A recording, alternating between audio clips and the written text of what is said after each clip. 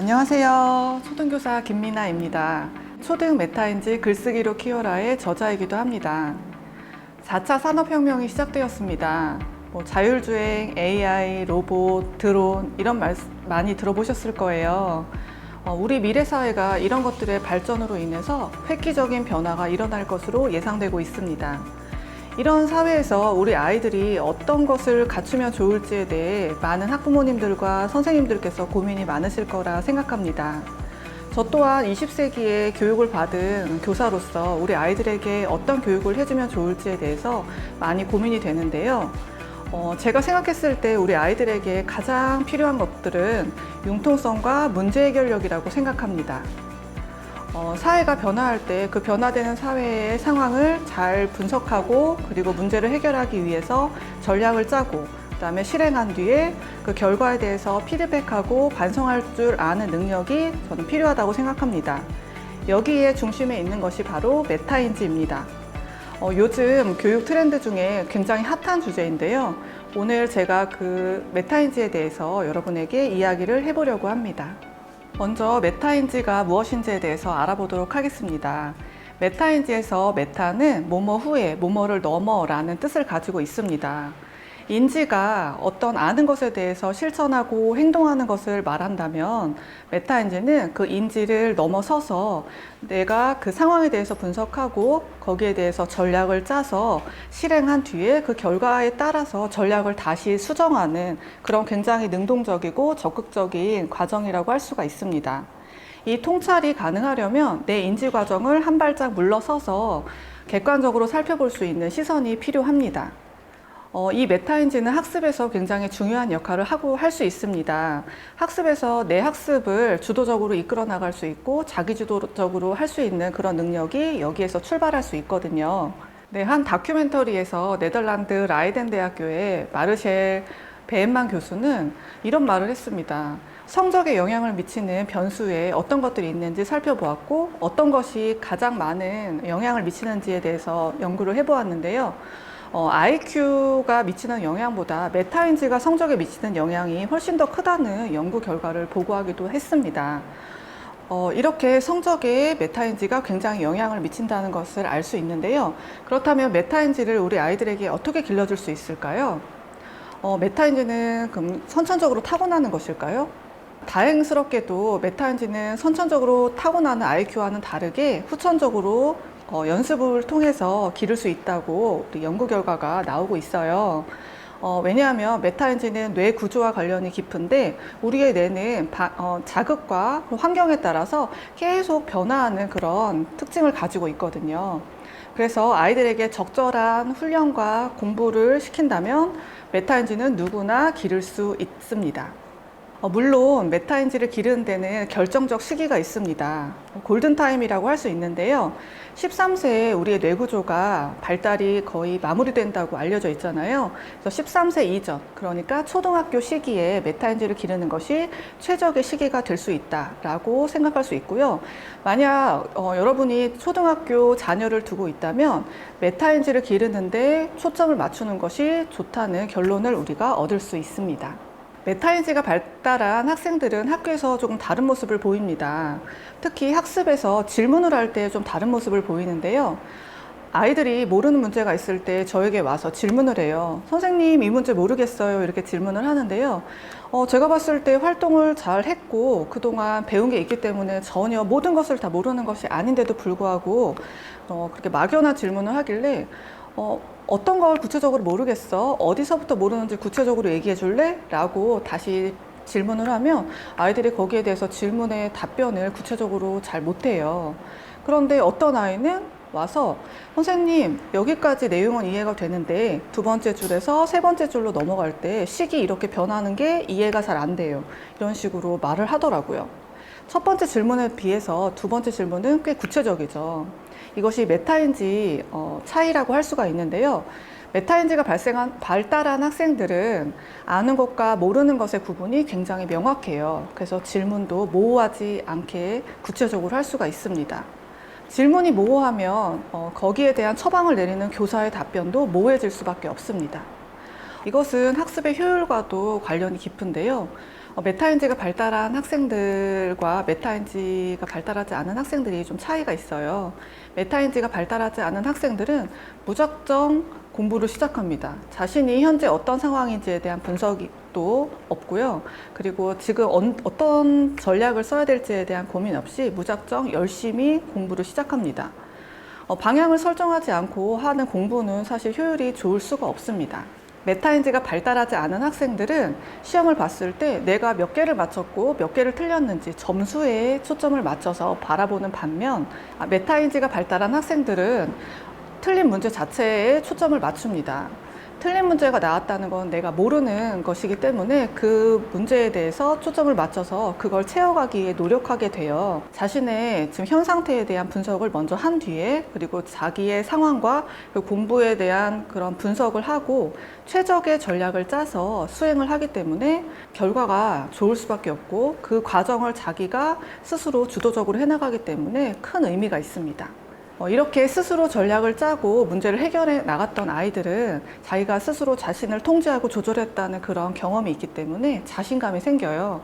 그래서 어떤 상황이 와도 당황하지 않고 주저하지 않고 새로 시작해 보려는 마음가짐을 가질 수가 있습니다. 그리고 이것은 자기주도적인 학습으로 연결되는데 굉장히 중요한 밑거름이 될 수가 있습니다. 메타인지의 차이는 사실 저학년 때는 그렇게 큰 차이로 보여지진 않아요, 학교에서. 하지만 학년이 올라갈수록 학습 태도라든지 아니면 성적에 대해서 바라봤을 때 좀 차이가 굉장히 커지는 것을 볼 수가 있습니다. 아이들이 진짜 공부를 하길 원한다면 메타인지에 부모님들은 반드시 주목을 하셔야 합니다. 메타인지가 발달한 아이 혹은 자기주도적인 학습을 하는 아이를 기르기를 바라면서 정작 우리의 교육은 그렇지 않은 경우가 많아요. 그래서 공부를 할 때 아이들이 어떻게 하는지 가만히 들여다봤더니 아이들이 제일 많이 하는 것이 학원 다니는 것과 온라인 강의를 듣는 것이더라고요. 학원을 다닌다고 성적이 오를까요? 그렇지는 않습니다. 저학년 때는 엄마가 이끄는 대로 많은 학원을 다니는 대로 이제 성적이 오를 수 있지만, 고학년이 올라갈수록 학원의 개수와 상관없이 어느 정도 성적이 올라가다가 정체되고, 그리고 제자리에서 더 이상 움직이지 않는 경우를 많이 볼 수가 있습니다. 우리가 공부할 때 사실 듣는 거, 아무리 좋은 강의든 학원이든 듣는 것만으로는 내 것이 될 수가 없습니다. 내가 스스로 생각하고 고민하는 시간이 있을 때 진짜 내 것이 될 수가 있거든요. 학원에서 좋은 강의를 듣는 거, 그리고 거기에 익숙해지는 것으로 내가 그것을 알고 있다고 착각하면 안 됩니다. 이런 아이들이 가장 먼저 해야 되는 것은 내가 스스로 공부할 수 있는 시간을 확보해야 한다는 것입니다. 그 시간에 내 것으로 만들 수 있는 노력을 기울여야 하는데요. 이때 제가 추천하고 싶은 방법이 바로 아웃풋을 해보는 것입니다. 아웃풋에는 글쓰기와 말하기가 있는데요. 저는 그중에 초등학생들한테는 글쓰기를 추천하고 싶습니다. 메타인지를 기르는데 글쓰기를 추천하는 이유는 여러 가지가 있는데요. 그중에 첫 번째는 메타인지의 과정과 글쓰기의 과정이 비슷하다는 점을 들 수가 있어요. 메타인지의 과정이 상황에 대한 분석, 그리고 거기에 대한 판단을 하고 어떻게 할지 행동을 결정하는 거, 그리고 수행한 뒤에 결과를 보고 피드백하는 과정, 이 세 단계로 나뉜다면 글쓰기도 비슷합니다. 글쓰기도 대상에 대한 분석이 있고요.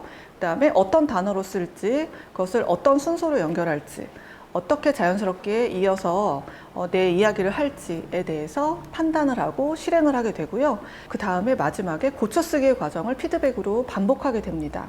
두 개가 비슷하잖아요. 그래서 글쓰기의 과정을 반복할 때 메타인지의 근육을 키우는 데 도움이 될 수 있다고 할 수가 있습니다.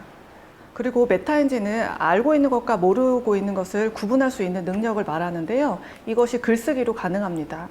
저희가 글쓰기를 하다 보면은 막히는 곳이 생기거든요. 그 막히는 곳이 모르는 것이라는 것을 의미하기 때문에 그것을 명확하게 판단할 수가 있어요. 그러면 그걸 채우기 위해 노력하게 되는데 여기에 메타인지가 사용되게 됩니다. 이제 막히는 부분이 생겼을 때 우리가 그것을 채워야 하는 그런 전략을 쓸 차례인데요. 저희가 새로운 아이디어를 내기도 하고 모르는 것을 찾아보면서 이거를 채워나가서 완성해 나가는 단계로 나갈 수 있는 게 바로 메타인지의 작용이라고 할 수가 있어요. 그래서 글쓰기에 메타인지가 계속적으로 작용할 수 있기 때문에 글쓰기는 메타인지의 발달에 큰 영향을 미칠 수 있다고 생각해 볼 수 있습니다. 이처럼 메타인지를 키우는데 글쓰기는 좋은 도구가 될 수 있습니다. 그래서 제가 학급에서 하는 활동들을 소개하자면 일기쓰기, 그리고 주제 글쓰기, 배운 공책 쓰기 등이 있는데요. 이 자리에서는 몇 가지 가장 좋았던 것들을 소개하려고 합니다. 먼저 일기쓰기입니다. 일기쓰기는 사실 흔히 하고 있지만 사실 잘 되고 있진 않거든요. 하지만 저는 일기쓰기가 굉장히 글쓰기 효과가 크다고 생각하고 있고, 그래서 저희 학급 아이들에게 강조하면서 매일 글쓰기를 하고 있어요. 하루 동안 내가 한 생각, 그리고 내가 한 행동에 대해서 돌아보는 것은 내 자신에 대해서 깊이 있게 생각하고 성찰해 볼 수 있는 좋은 기회가 될 수 있다고 생각합니다.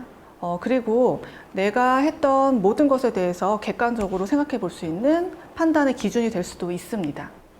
하지만 일기를 알아서 좋아서 쓰는 아이들은 별로 많지 않습니다.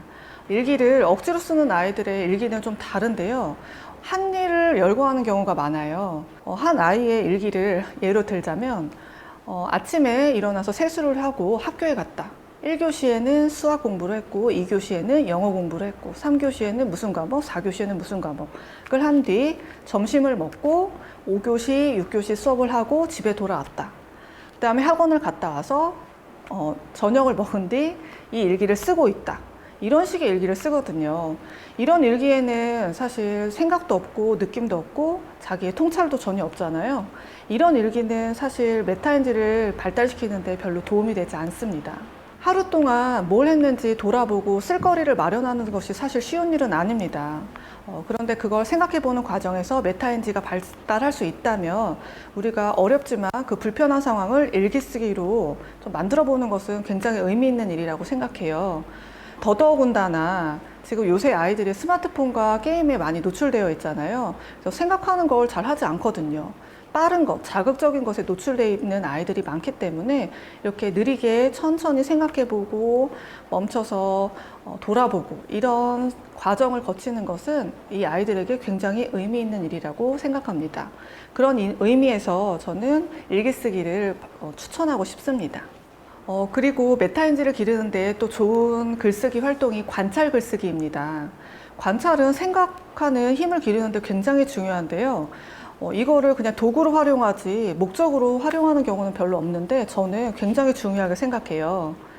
예를 들어서 교과서를 볼 때 메타인지가 발달하지 않은 학생들은 그냥 허투루 봐요. 그래서 관찰력이 없기 때문에 허투루 봐서 어떤 내용이 어디에 있는지 혹은 그림이 어디에 있는지를 전혀 기억하지 못해요. 하지만 메타인지가 발달하고 관찰력이 있는 아이들은 어디에 무슨 글이 있고 어떤 단어가 있고 어떤 그림이 어디에 있는지를 쫙 스캔을 합니다. 같은 시간 내에 이렇게 관찰력이 있는 아이들은 굉장히 많은 정보를 수집을 할 수가 있거든요. 정보 수집이 됐으면 글쓰기를 하는데 훨씬 더 수월하게 진행을 할 수가 있어요. 제가 학급에서 하고 있는 관찰 글쓰기의 주제는 굉장히 다양하지만 내 얼굴을 관찰하고 글쓰기, 그리고 친구 얼굴을 관찰하고 글쓰기 이런 것들을 많이 합니다. 아이들이 자기 얼굴을 관찰해 본 적이 별로 없다고 하더라고요. 그래서 거울을 보면서 관찰을 하고 글쓰기를 하는데 사실 그냥 관찰하고 쓰세요 하면은 잘 못해요. 이때는 처음에는 기준을 세워주는 게 좋아요. 첫 번째, 얼굴의 색깔은 어떤가요? 두 번째, 코의 모양은 어떤가요? 세 번째, 내 눈 왼쪽과 오른쪽의 모양은 어떤가요? 이런 식으로 기준을 세워서 아이들에게 질문을 던져주면 이렇게 봐야 되는구나 하는 것을 알고 자세히 관찰을 잘 합니다. 내 얼굴 관찰을 한 뒤에는 친구 얼굴도 관찰하고 그리고 부모님 얼굴도 관찰하고 그리고 부모님 손과 내 손을 비교해서 글을 써보기도 하고 점의 위치를 찾아보기도 하고 손금의 개수를 세어보기도 하고 이런 식으로 자세히 관찰을 거듭해 나가다 보면 아이들 시선이 굉장히 예리해지고요. 글쓰기가 글의 길이가 굉장히 늘어나고 그리고 거기에서 느낌까지 나오더라고요. 부모님 손과 내 손을 비교해 보니까 부모님 손이 굉장히 주름도 많고 좀 늙었다는 그런 느낌이 들었나 봐요. 고생하셨다는 느낌이 들었나 봐요. 그래서 비교한 뒤에 그런 글까지 아이들이 쓰더라고요. 부모님이 나를 위해 고생하시는 것 같아서 되게 마음이 안 좋았다. 내가 앞으로 잘해야겠다. 이런 느낌까지도 쓰는 거 보니까 저는 되게 좋은 글쓰기였다고 생각하거든요. 이런 관찰 글쓰기를 거듭해 나가다 보면 아이들의 시선이 굉장히 예리해지는데요.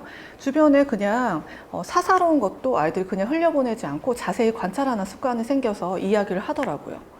뭐 다른 걸로는 학용품을 관찰하기도 할 수 있고요. 교과서의 그림 혹은 그림책의 그림도 저희는 관찰을 하고 있어요. 친구들하고 짝을 지어서 릴레이로 말해보는 거예요. 내가 발견한 것들을 말해보고 친구가 관찰한 것을 또 덧붙여서 써보고 그러다 보면은 그게 쓸거리가 돼서 그 다음에 글쓰기를 진행하면 아이들이 술술 글쓰기로 잘 연결을 할 수 있습니다. 그 다음은 작가가 되어 이야기를 만드는 활동이 있는데요. 이야기는 글쓰기를 싫어하건 뭐 좋아하건 좋아할 수 있는 친근하게 다가갈 수 있는 주제거든요. 글쓰기를 좋아하는 친구들은 뭐 자기 혼자 1화, 2화, 3화 이런 식으로 시리즈로 아이들이 이야기를 만들어서 친구들에게 공개를 하고 있어요. 그럼 아이들이 재미있다든지 아니면 이렇게 했으면 좋겠다 이런 의견을 댓글처럼 달아주거든요.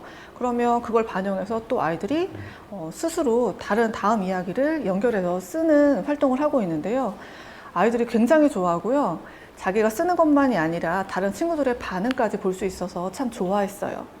그 두 번째 방법은 친구들과 함께 쓰는 방법이 있어요. 저희 반 같은 경우에 25명인데 한 명씩 첫 문장을 쓰는 거예요, 종이에. 그 다음에 다음 친구에게 넘겨서 다음 문장을 이야기를 덧붙여서 쓰게 해요. 25명이 돌아가면 이야기가 끝나게 하는 게 규칙이에요. 그러면 아이들이 스스로 어디서 이야기가 고조되었다가 어디에서 이제 마무리가 되어야겠다라는 것을 스스로 판단하고 이야기를 잘 연결하려고 노력하는 모습을 볼 수가 있었어요. 이게 거듭될수록 아이들이 익숙해져서 정말 메타인지를 발동시켜서 이야기의 흐름까지 자연스럽게 연결할 수 있는 그런 통찰까지 생기더라고요. 아이들이 즐겁게 할 수 있는 활동이니까 가정에서도 해보시면 좋을 것 같은데요. 가정에서는 25명이 있는 건 아니니까 부모님이든 아니면 가족 중 형제든 문장 수를 정해놓고 하면 됩니다. 뭐 20문장 안에 이야기를 마무리한다 이런 규칙을 정해놓고 한 문장씩 번갈아 가면서 쓰는 방식으로 해나가면 아이들이 재미있게 글쓰기에 접근할 수 있으니 꼭 한번 활용해 보시면 좋을 것 같습니다. 그 다음에 유튜브와 게임에 익숙한 아이들을 위해서 이것을 활용한 글쓰기를 추천하고 싶습니다. 저희 반에서는 유튜브랑 게임으로 글쓰기를 하면 아이들이 정말 신나하거든요. 아이들이 자기가 보는 채널을 분석하는 거예요. 여기에 채널의 특징, 그리고 이 채널의 장점 쓰기, 그리고 단점 쓰기, 거기에 출연하는 사람들에 대한 소개, 그리고 내가 거기 출연자라면 어떻게 진행하고 싶은지 이런 것들에 대해서 글쓰기로 진행을 하고 있어요. 게임 같은 경우에는 내가 처음 하는 그 게임을 처음 접하는 동생에게 어떻게 소개하면 좋을지에 대한 글쓰기, 그리고 거기에 나오는 캐릭터에 대한 소개, 글쓰기 이런 식으로 진행을 하고 있는데요. 아이들이 내가 익숙하고 내가 좋아하는 주제에 대해서 쓰니까 굉장히 자신감 있어 하고요. 다른 주제에 대해서는 사실 몇 줄 쓰지 못하는 친구들도 그 주제에 대해서는 굉장히 길게 잘 쓰더라고요.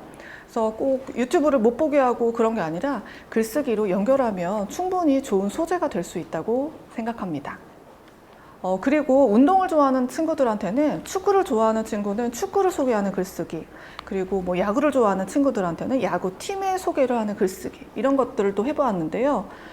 굉장히 좋아했으니까 이건 꼭 활용해 보셨으면 좋겠어요.